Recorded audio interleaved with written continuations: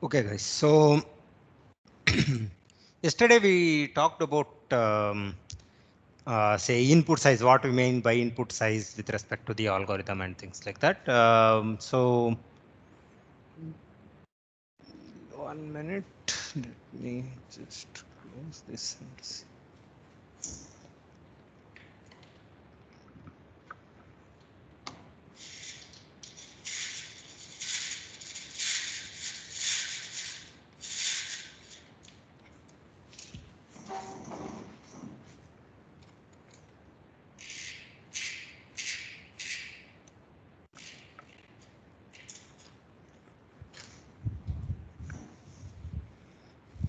Okay. Okay. So yesterday we were talking about input size and yeah, what we mean by input size when we are discussing about the time complexity which we express in terms of the input size, right? So we said that basically the input size is the amount of memory required to store the input as well as the output, right, together. So much memory it requires. So whether it is bits or bytes, it doesn't matter because they are just constant terms away, right? So so in general we will yeah, talk about bits or even bytes is okay, right? It doesn't make much of a difference, right? So we will take it as one unit and we will try to see how much it takes, how many bits or bytes or words it takes. Okay, so that is all that is yeah, necessary. Okay, so since we are dealing with the order notation, so that much that is all that is required. So in today's class, so let us try to sort of see one of the algorithms you guys have studied and try to sort of see how to go about yeah, how to analyze it as well as how to use it in other problems. Okay, so this is one of the very basic graph algorithms. So I'll start with graphs. Anyway, I have taught you what graphs are, and you guys already know most of the things that are required with respect to graphs. Just to be on the yeah, safer side, so do you guys are aware of how graphs are represented?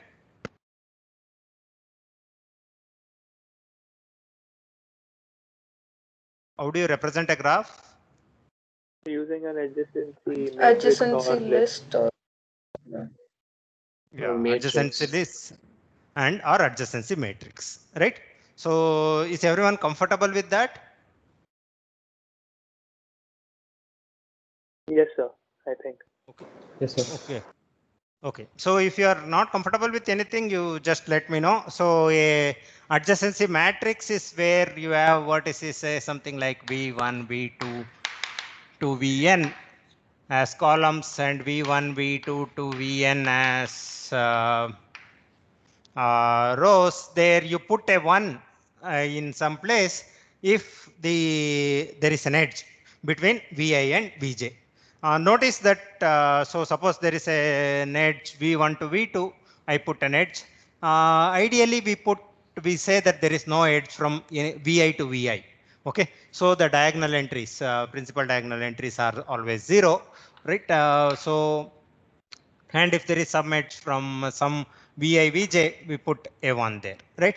And also notice that so if the graph is undirected, right? So if the graph is undirected, then how will this matrix look? Is it special?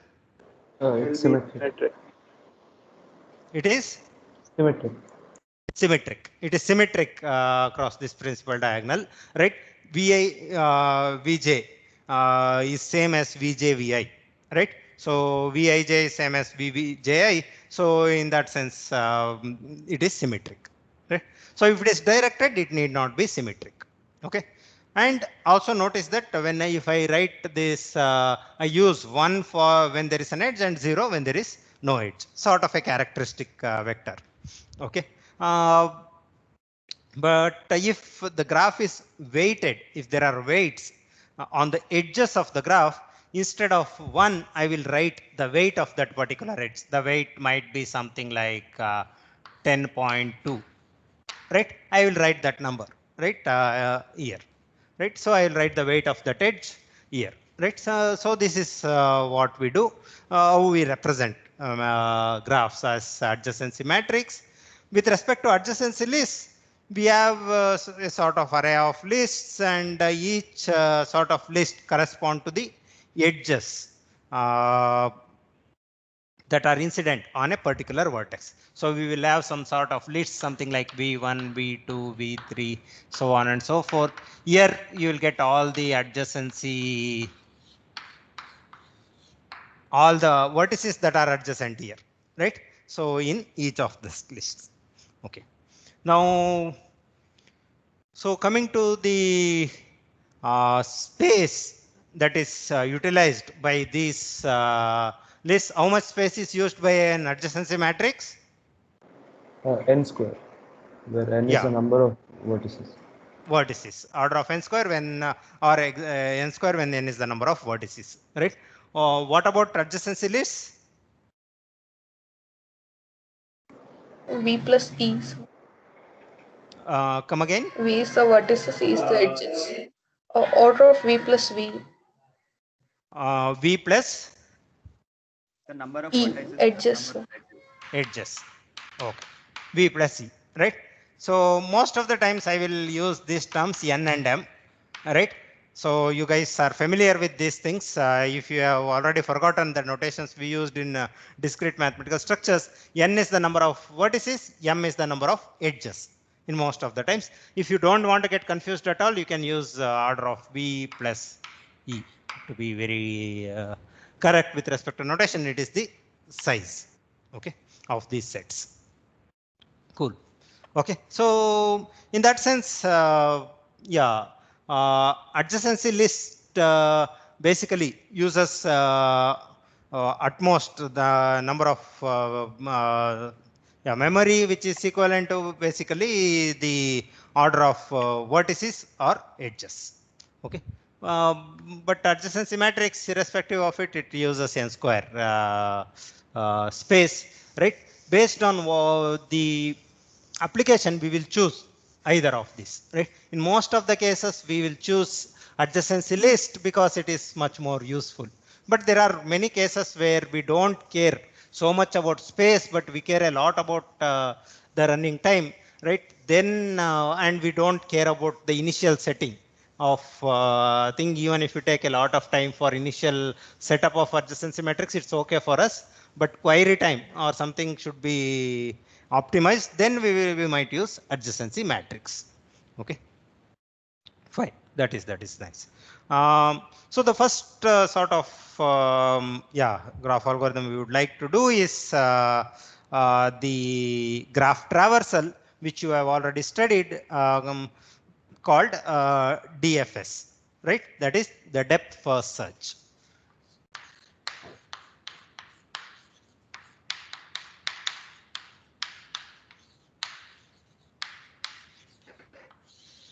So you guys might have already studied this, so you guys might already know it. So you saw it in your previous course, right? Yes, sir. Yes, sir. Yeah, good. So yeah, I also, so did you yeah also know the pseudocode for this?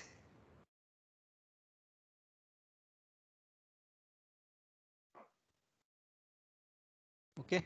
So anyway, we will go through it. Let us try to see what this means, right? Given a graph, what does depth first search mean?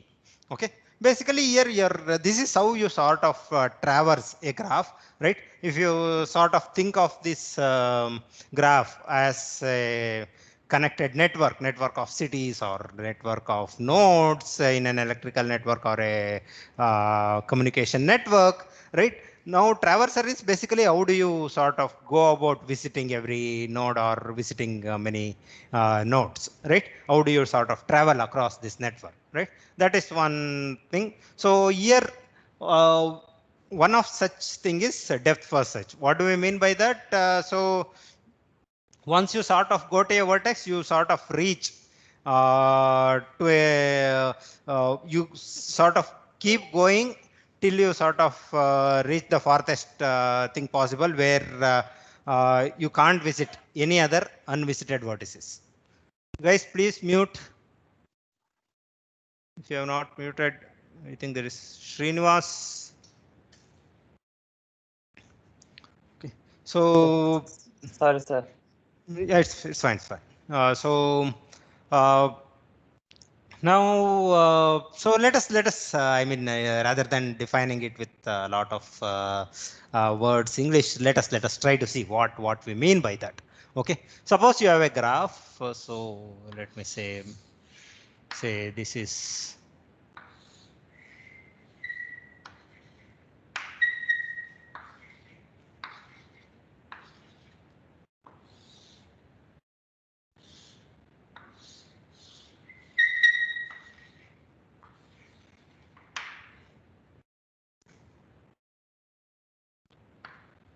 So maybe say a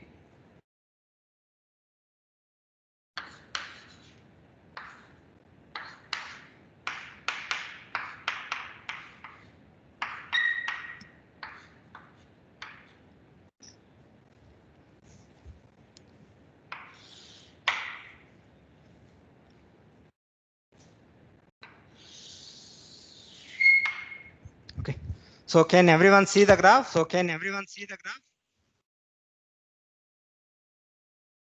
Right? Yes, sir. Yes, sir. Yes. Okay, good. So, okay, let us do a depth first search on it. We should start with some vertex. So let us say that A is the vertex which we are starting with. Okay. So once you start with A, okay. So what vertex do you want to visit first? A. It doesn't really matter. You can pick A. It doesn't really matter. Okay, choose one. Choose your favorite node. A. A. We start with A. That's what. Then after that. Okay.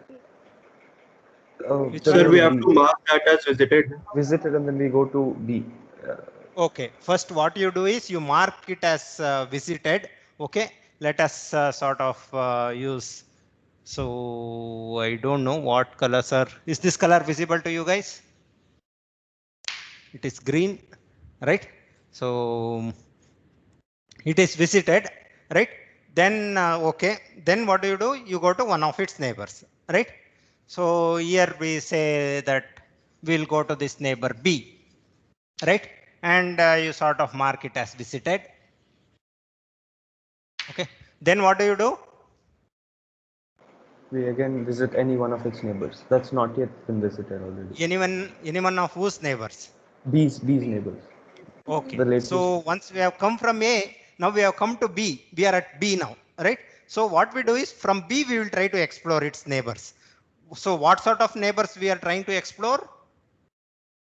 C and I, sir. Unvisited. Any unvisited neighbor, right? So we will try to look at the neighbors of B. B has neighbors A, C, and I. A is already visited, so we don't bother about it. So we will try to visit C or I, right? Any one of them, right? Whatever. So let me say I will pick I. Okay. So I will mark this as visited. Okay.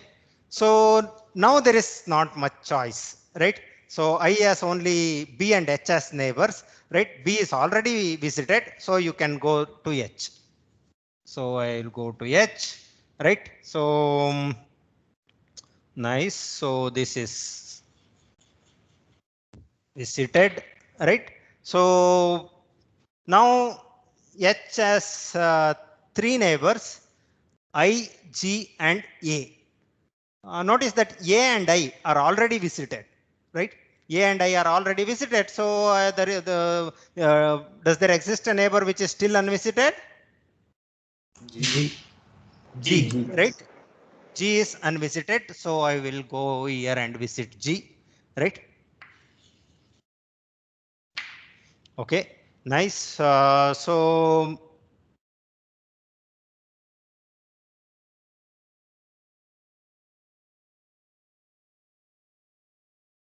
okay, now does G have a unvisited neighbor? Yes, sir. C. C, right? We have C, we visit it. Now C has lot of neighbors. It has G, B, A, D, right? But all this G, B, and A are already visited. D for Delhi is unvisited. So we go and visit it. Okay. So good. So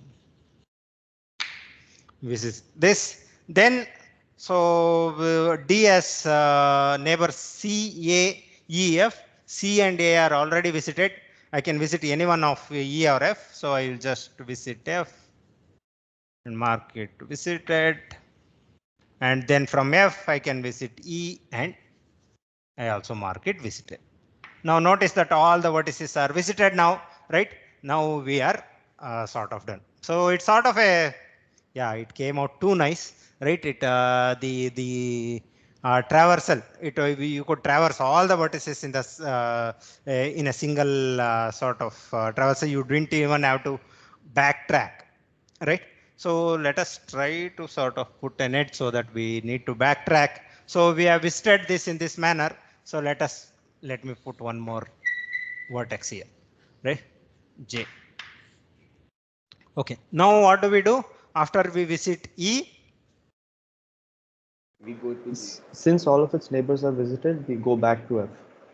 Yeah. So all the neighbors of E are visited, right?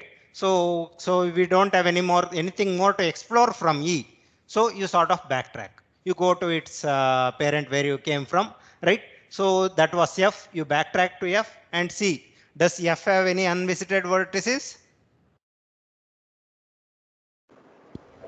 No, right? So it doesn't have any unvisited neighbor. Both the neighbors are visited. So you backtrack and go to D, right? So now when you come to D, you see that D also has all its neighbors visited. So you come back to C, right? In C, at C, you see that again, all its neighbors are visited. So you go to G. At G also, all its neighbors are visited, right? You go to H. At H also, all its neighbors are visited. You go to I. Right. Now what happens at I?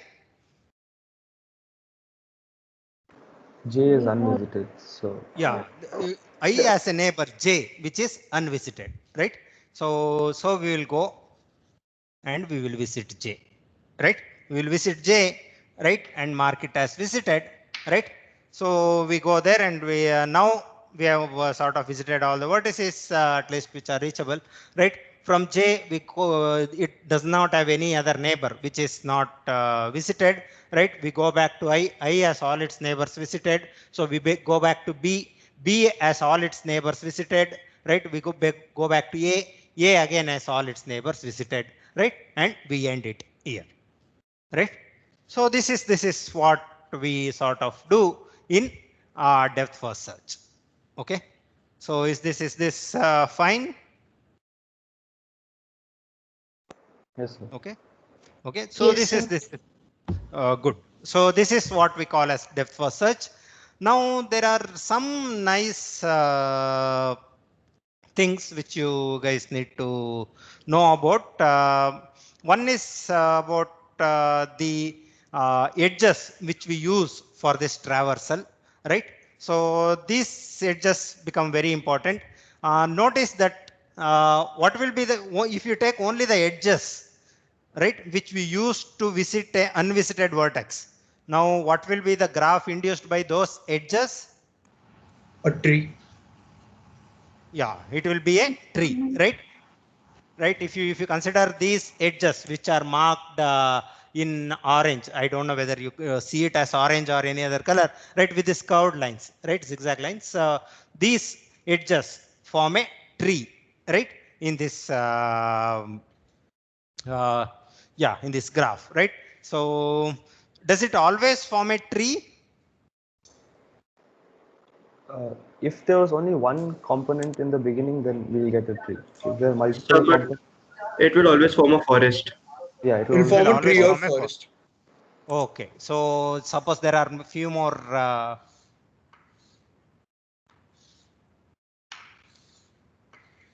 vertices in the graph, right?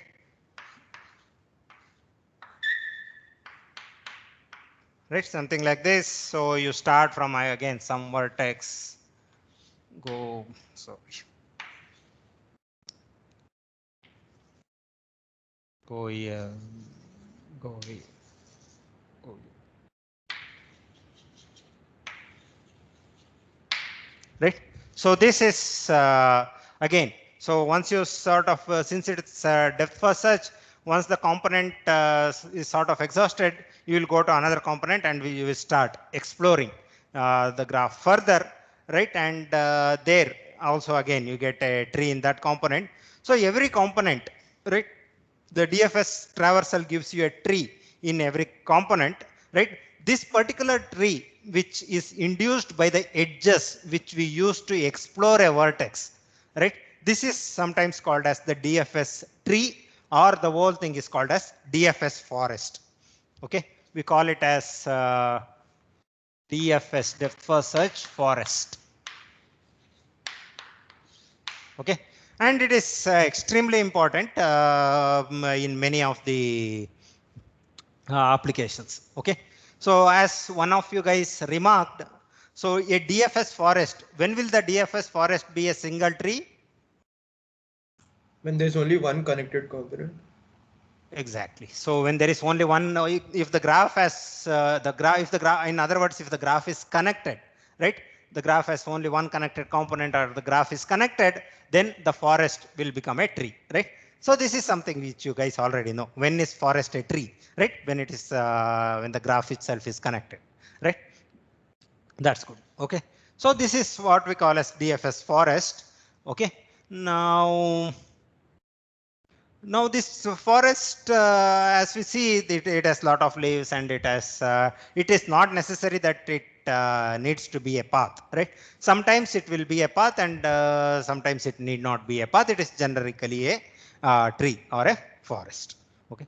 So this is what we call as depth first search. Okay. Is this fine? Any doubts till now? Any doubts about the traversal? No, sir. Okay. Okay. Great. Sir, is Okay. there like a rigorous proof for the forest thing? So is there a rigorous proof for the forest thing? Okay, so that is a nice thing. I mean, how do we sort of see that it is a forest? Why aren't there any cycles, right? So yeah, why aren't there any cycles? We are Because not we're visiting marking on. visited nodes. Yeah, we're not revisiting any visited node. Yeah. So you are not revisiting any visited node, right? So every time you are visiting through an edge, the edge goes to an unvisited node, right? So you can always sort of assign this edge, right, to the vertex which it was used to make it visited, right? In other words, every edge is associated with a unique vertex, right? So in other words, we sort of uh, basically with respect to every vertex, the edge from that vertex to its parent in the tree is associated with it, right? You can even define that, or in other, we can even say that there will only be a cycle if the sort of there is a subgraph where the minimum degree is 2, right? But that never happens, because if for that to happen, you need to visit, right, a visited node again, right? That will never happen, right? So you see every vertex is sort of visited exactly once, or marked visited exactly once, right? So in that sense, it will never form a cycle, right? So since is that fine? Is the argument fine? Yes, sir. Convincing. So yeah. So yeah. So in that sense, we are not visiting any visited node again, right? In any cycle, if you take, we will always visit the first node 2 times, right? That should never happen, right? Suppose there is a cycle here, right? So these are the edges which are used for visiting a new vertex. So for you visiting this, maybe this edge was used to visit this one, this was used to visit this one, this was used to visit this one, this was used to visit this one. Now, with respect to this edge, if this edge is marked, then this edge should be used to visit this one. But that is not the, it doesn't hold true, right? Because this is already visited. It is visited from something else, or if you start with it also, it is already visited, right? You can't visit a unvisited vertex again. So there won't be a cycle, right? So which is good, right? So it will always be a forest. It is acyclic, right? It is acyclic. So every acyclic graph is a forest. That's what we know, right? So since it need not be connected, it need not be a tree. We know that we define tree as acyclic connected graph, connected acyclic graph. Here the graph need not be connected, so it need not be a single tree. In the DFS forest, it can be many trees. Okay, good. That's nice. So this is what we sort of call as depth first search, because we are going depth first. Once we visit a vertex, we will exhaust all the things that are there. We go as deep in the sort of graph as possible. Here also, right? We never stopped here and came back, right? We sort of went till as long as we could reach, right? Only when we couldn't go to any unvisited vertex, we backtracked and we tried to visit unvisited vertices again, right? So this is what we call as depth first search. And once we sort of say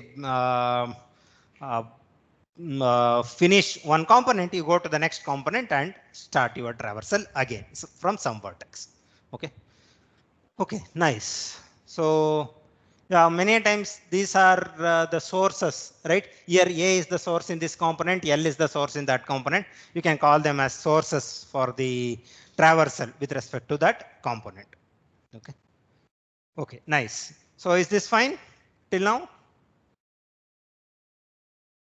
Yes, sir. Yes, sir. Okay.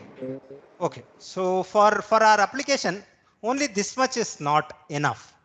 Okay. So we need something more. So what we will sort of do is to also mark. So now we have marked every vertex visited at some point, right? So we also want to have a timestamp. Okay, this becomes useful many a times. We want to know when a vertex was at what time a vertex was visited first time, and at what time it finished visiting all its unvisited neighbors. Okay, so this is something we would like to know. For many of the applications, it is useful. So that is what we will try to capture also. Okay, so in this sort of in this graph, we will try to capture at what time a vertex was visited again. Okay, so sorry, a vertex was visited for the first time, and what time the vertex was sort of explored all its neighbors and it backtracked, or it finished all the reachable vertices from there and it backtracked and it went back. Okay, so notice that we started from A, right? So at timestamp say 1, right? We uh,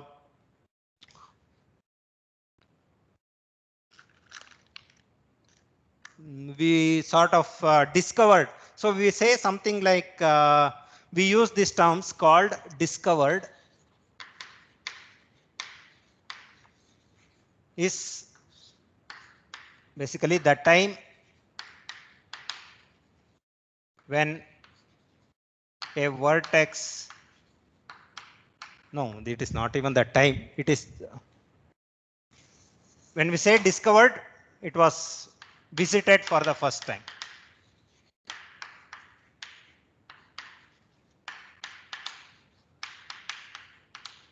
Right? Another time we will say that a vertex is finished, right? When it sort of in the graph when all its neighbors are already visited, right? And it backtracks. All neighbors are visited and the traversal backtracks, right? This is when we call the vertex is finished. In other words, what we are saying is that there is nothing more to explore from this vertex and its descendants. Okay, so you backtrack. So here, this we want to sort of know when a vertex was discovered first and when it finished, right? So to do that, we will sort of capture something called as discovery time, right? When it was discovered first and finishing time. Okay. So discovery time and finishing time are we want to capture it, and we want to sort of use it later, right? So let us try to capture it using the timestamps when it was visited and when it was when it has finished, right? So more, when we say timestamp, each operation we call it as one unit, right? It doesn't matter. We will use again these times to use for discovery time and finish time. Okay. Initially we started with A, so the discovery time of A is 1. Okay. So we Didi? don't know when it. जरासं mobile आण तुझं. Guys, please mute. Srinivas again. Okay. Sir, it's turning automatically on. Oh, okay, okay. Yeah, please make sure of that it doesn't happen. Okay. So then after this, so after sort of discovering A, so next we explored B, right? So we explored B, and the discovery time of say discovery time of B, we set it as 2, right? At time 2, right? So it was discovered, right? We want to differentiate between A and B, so right? It was discovered at time 2, right? Next, we sort of discovered I, right? So the discovery time of I is 3. So what was the next vertex that was discovered? H. H, right? H. So H was discovered at instance 4. Then was say G. G was discovered at timestamp 5, right? Then it was C. C was discovered at timestamp 6. Then it was D was discovered at timestamp 7. Then it was F. So it was F was discovered at timestamp 8. E was discovered at timestamp 9. Right? So these are the discovery times. 1 minute, guys. 1 minute.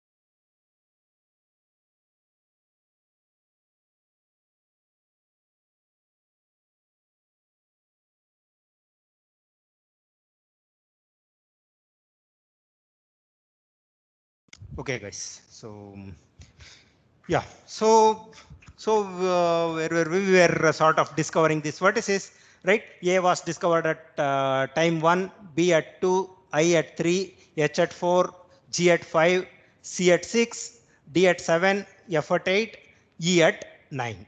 Okay. Now, if you look at E, right? So all the neighbors of E have now been visited, right? Now the traversal is backtracking. So E finishes at this time now, right? After it was discovered at 9, right? In the next instance, right? In the next time instance, it is anyway finishing. So we will write the finishing time of E as 10. Right, we want to keep it, we don't want it to be the same thing, right? So it is the next operation, right? So E finished at time interval 10. Okay, so the finishing time of E is 10, right? Then we come to F, again F finishes, so finishing time of F is 11, right? Then we come to D. D also finishes because all its neighbors are visited. The finishing time of D is 12. Similarly, the finishing time of C is 13. Finishing time of G is 14. Finishing time of H is 15. Then we come to I. So once we come to I, notice that I still has one more unvisited neighbor. So we go there, right? We go there to J. Now what is the discovery time of J? 17. No, we are only till 15 here. 16. Yeah, so at 16 Yeah, it we'll is go 16. to I and then 17. Yeah, to J. we will not we will not count when something is unvisited. We will sort of skip it, right? We will not try to use 16 here, right? We will say that it's okay. It's okay anyway. We will only whether we put it as 16 or 17, right? If 16 is missed, right? So it is not useful to us anymore, right? We will sort of try to sort of fill in such that there are no holes in between. Okay. So in that sense, even though we could have made this as 16, revisiting again, right? And but 16 will never come anywhere else, right? So instead of leaving gaps, we will sort of make it continuous, right? And we will make this as 16. Okay. So it's just a normal, yeah, some notational thing. We don't want simply gaps. That's all. Will we consider backtracking as timestamps like? No, actually, only we will only consider timestamps if it is either visited, discovered, or finished. Okay, we will not Then consider backtrack. Shouldn't J be 10? Shouldn't J be 10? No, the timestamp is backtracking is finishing time is still considered. Okay. So it is both finishing time and discovery time. They come into the timestamp, right? See, I could have made this as 16, but 16 then will never come in this discovery time and finishing times, right? So there will be some gaps. So we don't want those gaps, right? So that's why only when a new event occurs, right, we will give it a timestamp. Or you can even think of this as a counter, right? There is a counter which will sort of go up only when this either something is discovered first or finished. Okay. So the counter is at 15 here, right? So the only new event happens here, so it goes to 16. Okay. Yes, sir. So, but in an algorithm, isn't I visited again? So shouldn't that event be considered? Yeah, it is visited again, but it is not discovered at that time, right? But then, like, it'll take that much time, right? It is It's not discovered. finished, right? No, At that see, point. it is not finished yet. And notice that F was also visited again. D was also visited again. C was also visited again. When we backtrack, every other vertex is visited again, right?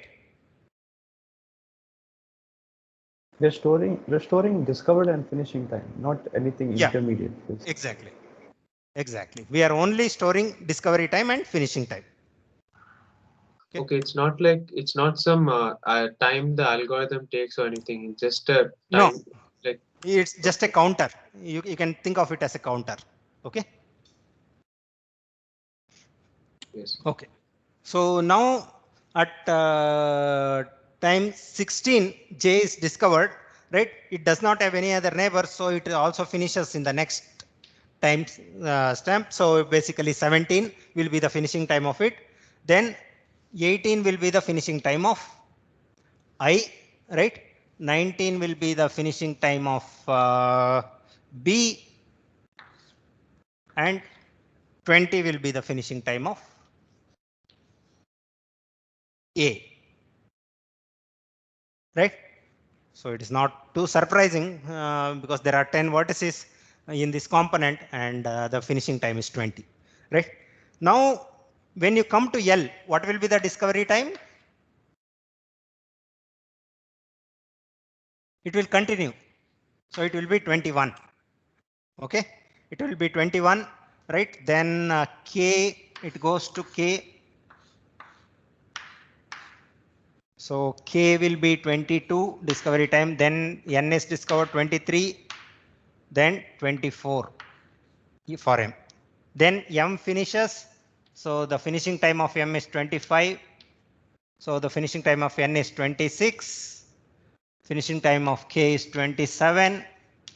Finishing time of L is 28. Okay. So is this fine? Okay. So I have simply sort of given some counters to sort of help me further. Okay. So this is not very much so much necessary in to understand what depth first search is, but to use depth first search, these sort of timestamps help us a lot. Okay. Okay, good. So, so now once we sort of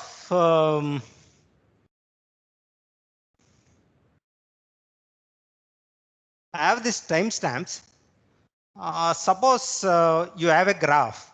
Okay, you have a graph, and there exists a vertex which has discovery time n and say finishing time say n plus 1. What does how does the what can we say about the graph?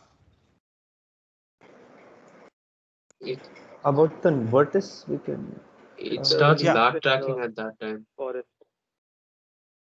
Okay, so n is the number of vertices. It has discovery time n and finishing time n plus 1. Then what can you say about the graph? That vertex It's is a a That line. vertex is a leaf. Leaf of the DFS tree. So how will the DFS forest look? It's a line, right? So what? Is it a line? Only sir, but time This can only happen when there's one vertex. The point. can't comment on the graph. You can't comment on the graph. So the graph will have only one vertex. Why should it have only one vertex? Yeah, when it has only one vertex, it is indeed true. But is that the only case? That Self loops. It's a path. yeah, assume that there are no self loops as of now. Okay, so there are no self loops, there are no multi edges, right? The graph is simple, right? And it is undirected as of now, but we will also go to directed graphs later, right? So notice that just because it is n and n plus 1, you can't say that the graph it is a path, right? It can still be some other way, right? It can be still there might be a lot of Cycle vertices which also. are unexpected. Yeah, it can even be a cycle. It can be anything, right? It can be the graph. It doesn't. Just that information is not just enough to sort of say anything about the graph. Okay. So I just wanted to sort of Many times we see that if they are adjacent, it might be the last vertex, or if it is n or n plus 1, it is tempting to think that the DFS forest is a path, right? It is which means that there is a Hamiltonian path and hence it is backtracking. That is not the case, right? That is true only when if all the vertices are visited by that time, right? But that information we don't get using discovery time. Okay, cool. Okay, nice. So this is so did you guys get about this discovery time and finishing time? Is this fine? Yes, sir. Yes, sir. Yes, sir. Okay. Yes, sir. Okay, so now unfortunately I don't have an infinite blackboard, so I need to erase these things. So if you have any questions about discovery time and finishing time, you should sort of let me know now, right? Otherwise, I will sort of make this into a code, right? If you are good at understanding code, then you don't have to worry, right? So I want to sort of start with the pseudocode to sort of exactly depict what we did here, right? So is that fine? Sir, if the discovery time is like n and finishing time is n+1, won't it be a group of like single vertices like in the graph? No, not. I am not saying that every vertex is that way. What I am saying is that there exists some vertex, right? Oh, That is what Riya says is again very nice thing. If every vertex has discovery time like I+1, then what can you say, right? Yeah, that time probably, that time you can say that it is every vertex is a every component is a singleton component. The graph is basically a independent set, right? An independent set. Right? That is true. What you said is true, Riya. Good. Okay, nice. That's a nice observation. So let me just erase this. I think this is pretty much okay. You can still the board is too small for me to write everything. Okay, let me sort of erase it. Okay, so I think you guys can now sort of visualize and sort of see. You guys are not seeing this for the first time. At least you guys can understand what is going on. Okay.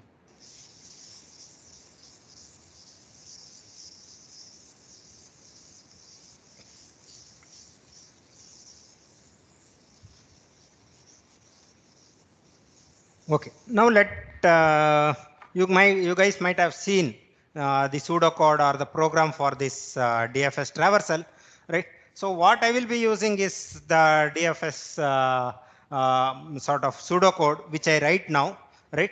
So which I will be using throughout the course. So it is better that you guys know this, okay? So this is something which is not very unique. You will find it in any book, right? But yeah, this should be something I would be using all the time, right? Okay, so initially I will have a sort of I will start with a function called DFS, right, which is sort of given a graph G, right, with all the necessary vertices.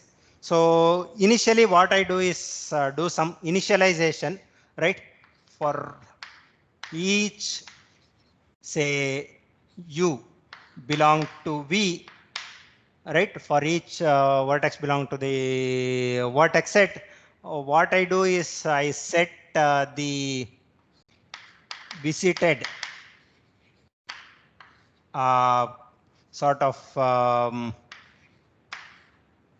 I set that each vertex is unvisited as say something as false, right? 0 or false, right? So let me just visited as false, right? So maybe this is enough as of now, right? And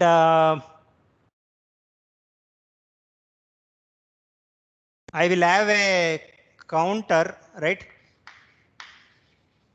A global variable called count, right? Which I will sort of initiate it to 1, right? So this is what I do. Then after this, what I do is then I will call another function called explore.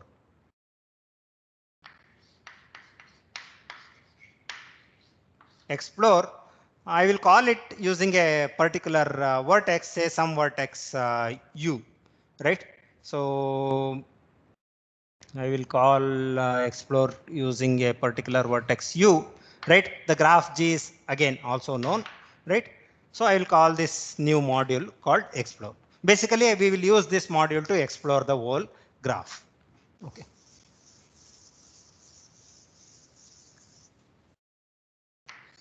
Now everything happens in this call called explore. How does explore look? Explore, you have a vertex u, right? So we are starting to explore from this particular vertex u. So once we are starting to explore here, we will set that this vertex is visited of u is equal to true.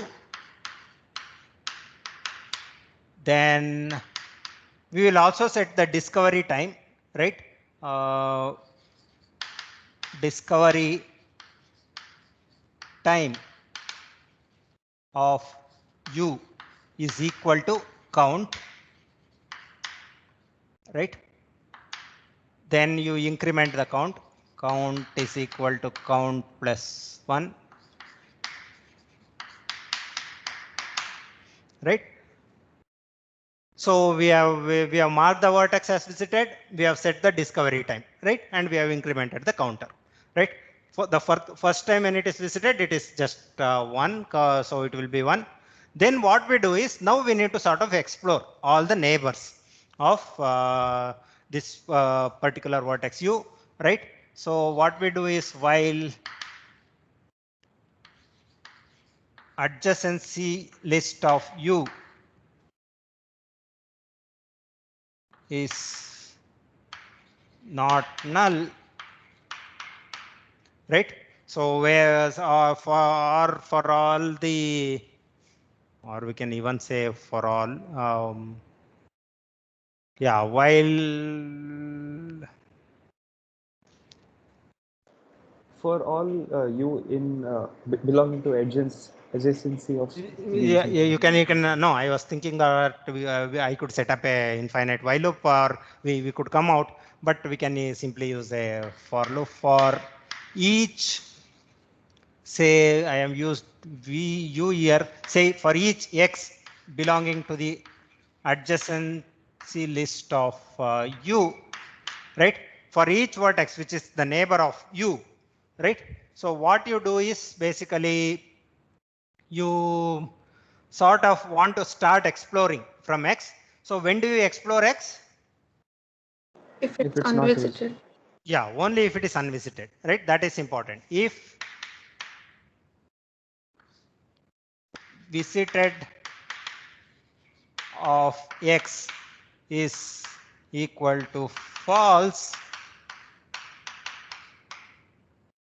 right? Then you start exploring x. Okay, you start exploring x, right? You call it back again, right? So you do this. Then you do this for each vertex, and then at some point it will be finished, and you go. So after all the neighbors of x are visited, right? All the vertex and the things that are reachable from it are visited. This sort of, when does it come out? It comes out when it finishes, right? Here what we do is we will set the finishing time. Finishing time of u to be equal to count, right? And you sort of increment the count.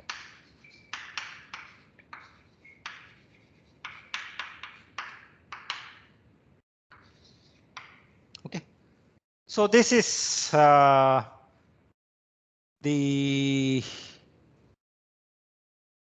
module for explore. I don't know, so yeah, I am writing it on the fly, sort of thinking. So if I might have made mistakes, so if you see anything which is glaringly yeah, a mistake, please let me know.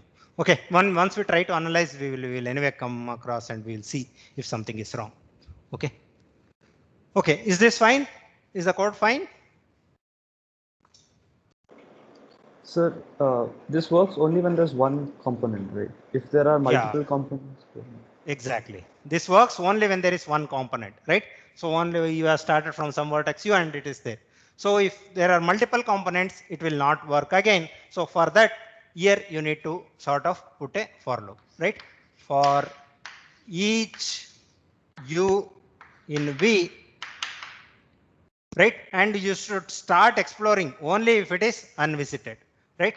If visited of u is equal to false, which means that it is not visited again. So you go and explore it. Okay. So you sort of change it here, right? If something is unvisited, once it goes back, right? So you start from some particular vertex. Once it goes back to this, it only goes back when it finishes off all the vertices in that component, right? So this is not so much of an issue when you talk about undirected graphs. First, I want you guys to understand undirected graph. When it comes to directed graphs, this makes a lot of difference, and which is again lot more helpful for us to design lot of algorithms. Okay. So the previous thing was only taking care of one component. Since you need to take care of every component for the whole graph, we will do this for each particular vertex.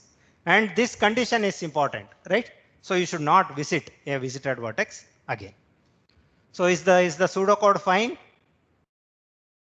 So can we say that the finishing time of U is equal to the maximum of the finishing time of all of its neighbors plus 1?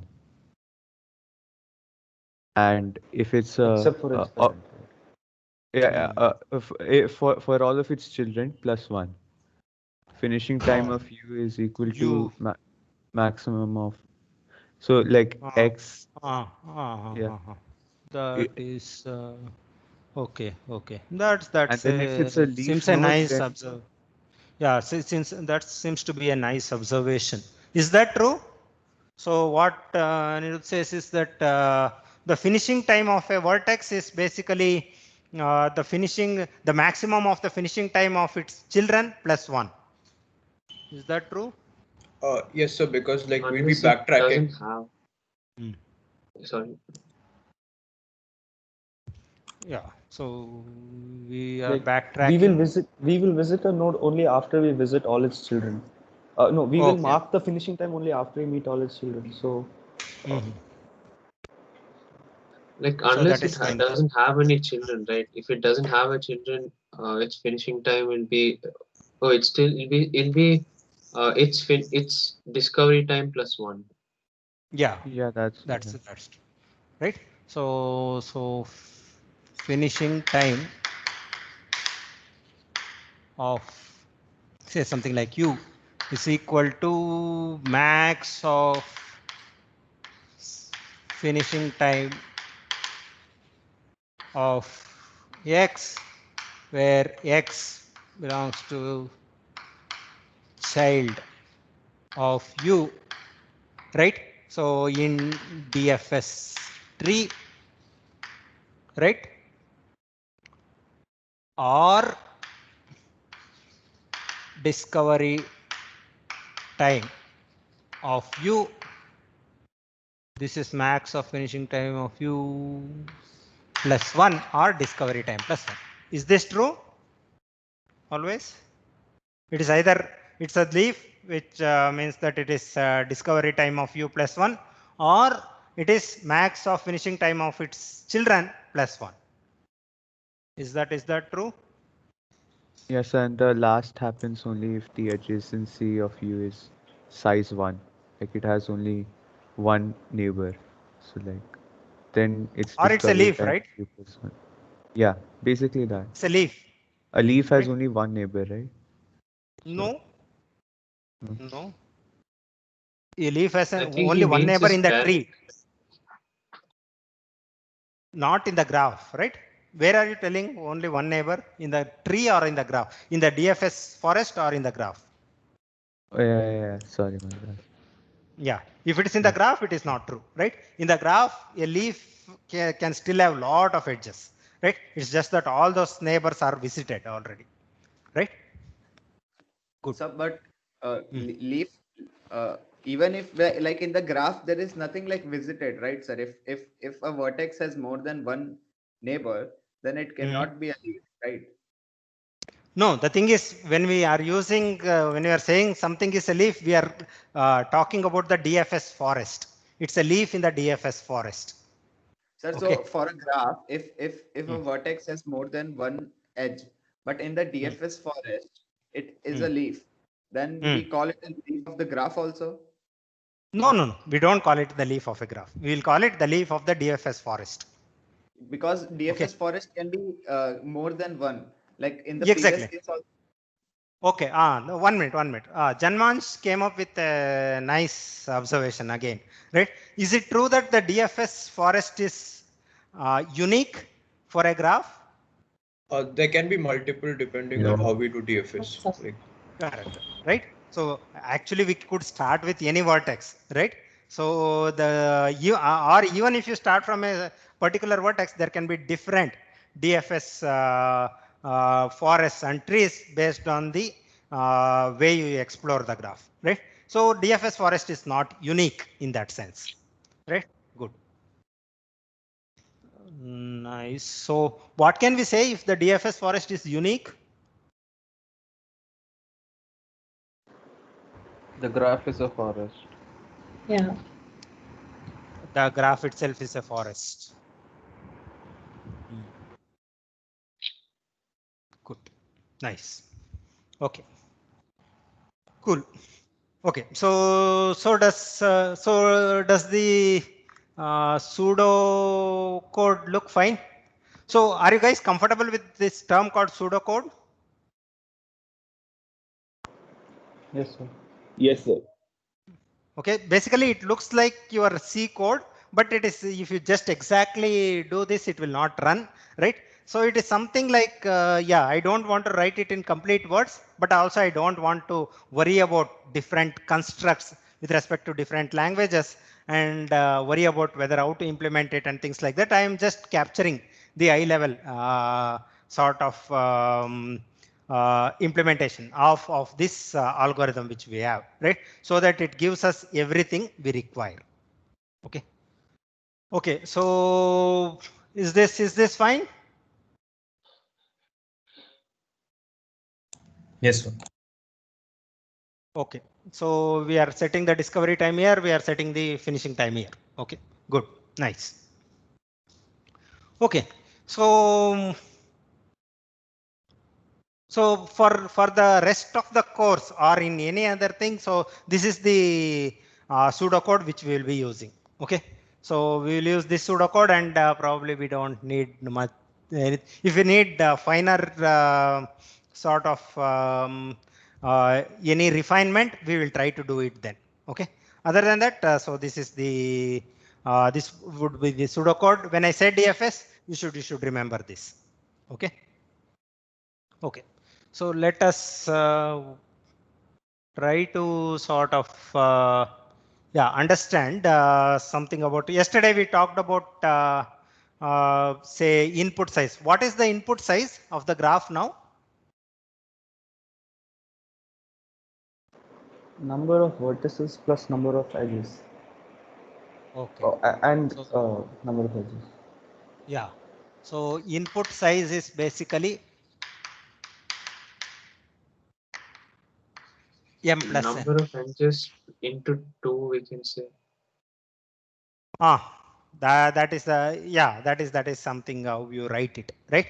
Yeah. So it is just let me put it as order of, so that everyone is satisfied. Okay. Order of m plus n. Is that fine? Yes, right? sir. So we are hiding the constants. Okay.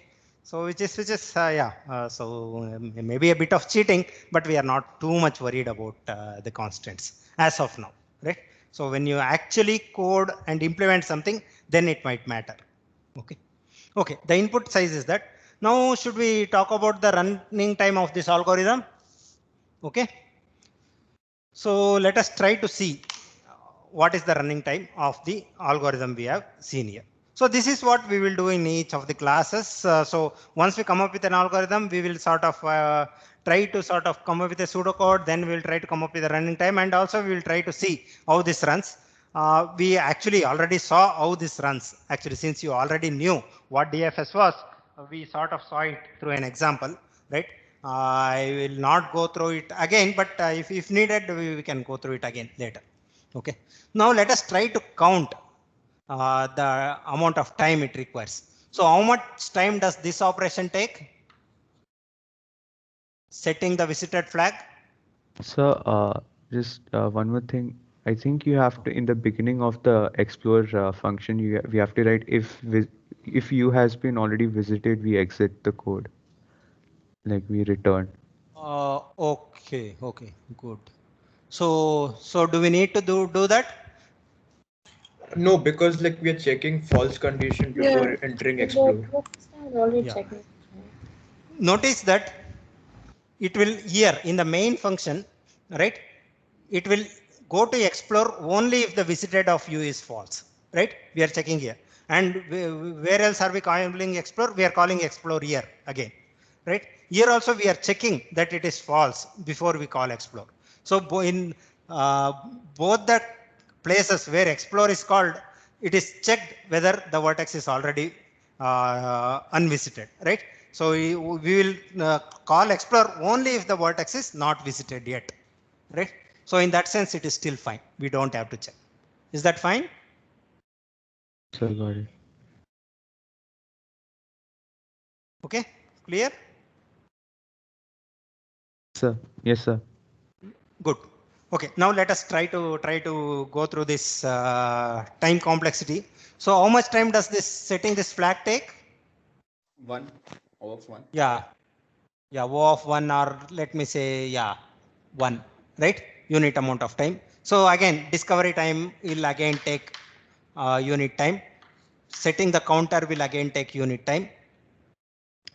Okay, now comes the difficult part. So yeah, how many times is this called? This for loop executed? Number of neighbors of U visited and unvisited combined. Yeah, so this is called basically the number of neighbors of U. The neighbor, it is equal to the neighborhood of U. Have we defined some term in the graph theory course for this? Degree. Wonderful, right? It is basically the degree of U. Degree of U times, right? This is called degree of U times, right? So good. Here again, what happens within the function, right, is something like this is anyway constant. This anyway you are calling explore so many times, right? Again here in the finishing time, this takes only unit time. This takes only unit time, right? So the main problem is basically, or the thing is, how many times you are sort of calling this explore, right? Apart from this, notice that every other time within this explore function is can be done in constant time, right? Though everything else can be done in constant time, it is the number of times you call explore that is the deciding factor there. Okay. Okay, that is something which we can try to see how to do it. Yeah, before going that, let us also analyze this, the runtime complexity of DFS here, right? So how many times will this be called? Initialization? O of n. O of n, right? Yeah. Yeah, basically n time, right? Whether you call it O of n or just 1. So counting, setting the counter to 1, right? Initializing it is just 1 time, right? So how many times will this explore function be called? O of n times, sir. Yeah, it is again n times, right? Okay, good. Right, so yet, so you are calling this for every function. Now, how do we sort of? So for that, explore is called the number of the connected components. Like it'll be only called how many ever connected components are there, right? Okay, good, nice. But this for loop, will it go for n times? At least till here, right? This condition is checked n times. Yeah, it's checked n times. Yeah, we might not call explore all of the times. That's a very good observation by Alan, right? It is not that we are calling explore all many those times, but it is basically we will call explore only if it is unvisited, right? Okay, good. So now how do we sort of get the running time from here? So is there a loose upper bound which we can get? So here explore is called n times, right? So how many, how much time does each explore take? Sir, to get a loose upper bound time, you can assume it's a completely connected graph. Okay. Like every vertex is connected to every other vertex. Okay, then what will it come to?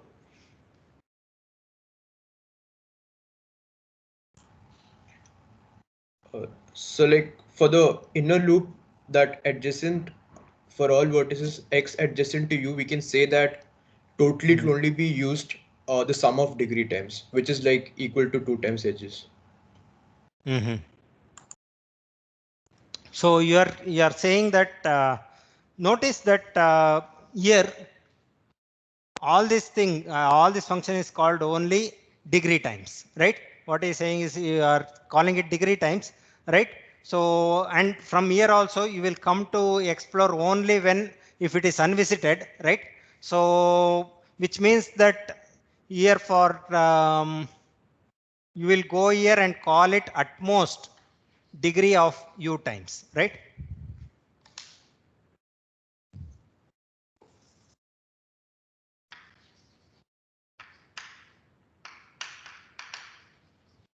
Is that true? Yes, sir. Right. So that's an upper bound. So so if you sort of sum it over all the calls for explore, then what will it be? It will be basically sum of degree times for all u belonging to v, right? That is what we sort of do, right? So the explore may or may not be called, at least this expression will be evaluated, right? So we know that explore will be only called n times, right? So it is not called more than, see, every vertex is sort of used to call explore only when it is unvisited. That happens only once for each vertex, right? In other words, this explore function will be called exactly n times, right? Nothing more than that, right? Because why, if it is already visited, it will never be called more than n times. That is one way. So that is one thing we can always observe, right? Explore is called, is it called exactly n times or at most n times? So exactly n times. No, at Yeah, most. that is where we are. At most. At most or exactly? Exactly. So we need to visit at least once every vertex. So it will be exactly.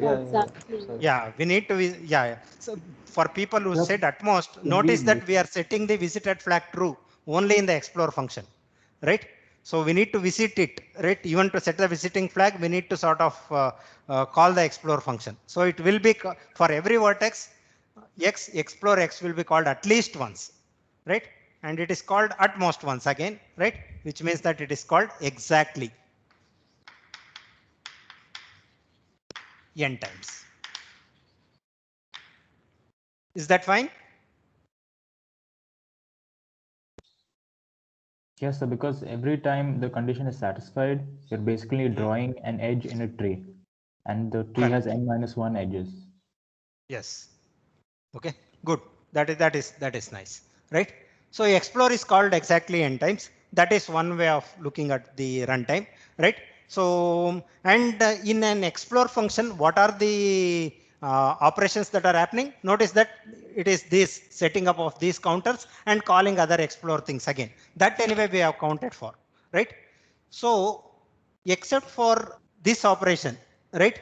Checking whether a visited of a vertex is true or false, right? Every other operation is order of 1 time, right? So it is order of 1 time, basically 1, 1, 1, 1, 1 year plus maybe 5 times or order of 1 time, right? Except for this function, everything is sort of a constant time, takes constant time in the explore function. But how many times is this checked? If visited of any particular x is true or false? Sir, at max throughout the code, you can say n square minus n times at max, like the upper bound. Why n square minus n times? Sir, assuming the whole graph is connected, sir, every vertex is connected to every other vertex. At max, there would be n into n minus 1 edges. So, like you checking that. Can you talk in terms of edges rather than vertices? Okay, so assume there are like, okay, n vertices are there. M edges and n vertices, yeah. So then it will be m into n. M into n? So yes, 2m. 2m. Not 2m? n. Yeah. So what did we say here? I think Aditya, someone said, right? See, this condition will be executed only degree of u times, right? Basically, if you count it over all the explore functions, this condition will be checked, right? For every vertex, it will be checked degree of u times. Now you sum it over all the things, all the explore functions for every vertex u. In when explore u is called, this condition is checked degree of u times, right? It is basically summing up of all the degrees. What do you know about summing up of all the degrees? What will it be? Yeah. Into number of edges. Yeah, it will amount. Yeah, by handshake lemma we have that it is twice into m, right? So the explore function will be called n times. This will be called. This will be executed 2m times, right? Here this function will be executed. This instruction will be executed only n times, right? So here it is n times. This also is n times. So we will get something like n plus n. And explore is called n times, and the operation other than checking whether it is visited or not is constant of 1, o of 1 into n plus how many times is this within this for loop check, right? That we said that it is sum of degree of any vertex u where u belongs to the vertex set, right?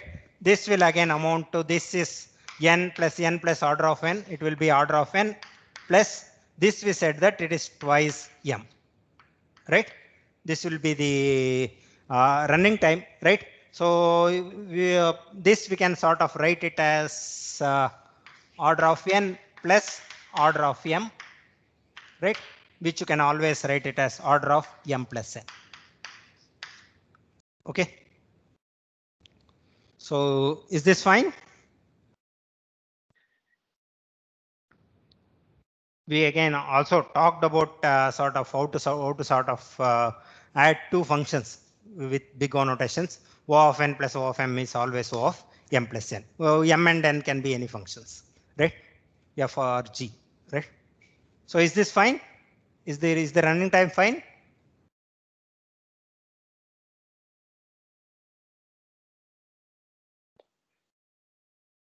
Yes, sir. Yes.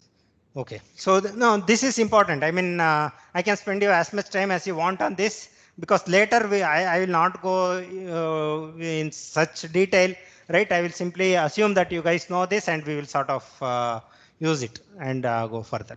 Okay. So any sort of questions with respect to the time complexity analysis of this algorithm? So m's upper bound is n into n minus 1 by 2. So if we want, because we are yeah, trying to if you find the want worst. a much, yeah, if you want a much looser upper bound, you can still say it as order of n square. It is still always, since this is an upper bound, you can put anything. You can put order of n cube also, but we would want as less as possible. This captures it in a much better way than order of n square, right? Order of n square, we most of the times when we are talking about graph algorithms, we will always sort of capture it using both m and n, because that is what the input size is. The input size is order of m plus n, right? This is the input size, right? Input size is in terms of both m and n, right? So we will again capture the running time using m plus n. Is that fine?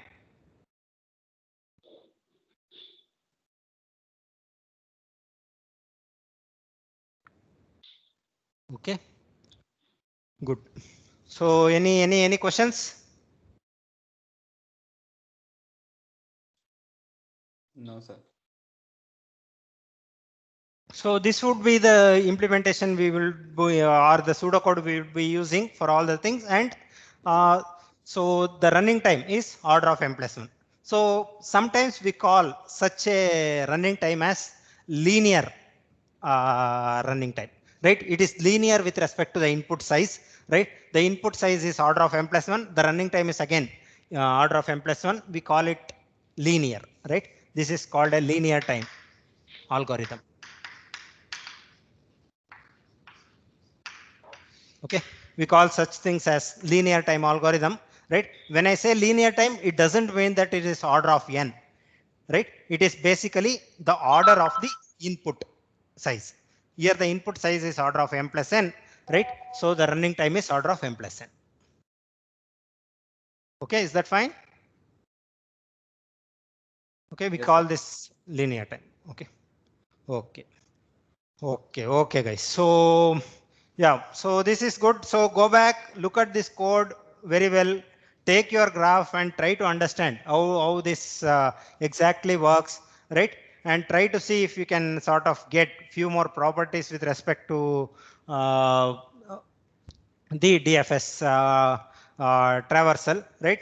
And be comfortable with this. In tomorrow's class, we are going to see how we can use this DFS traversal to get algorithms for many problems. Okay. So other than that, any questions about what we taught today?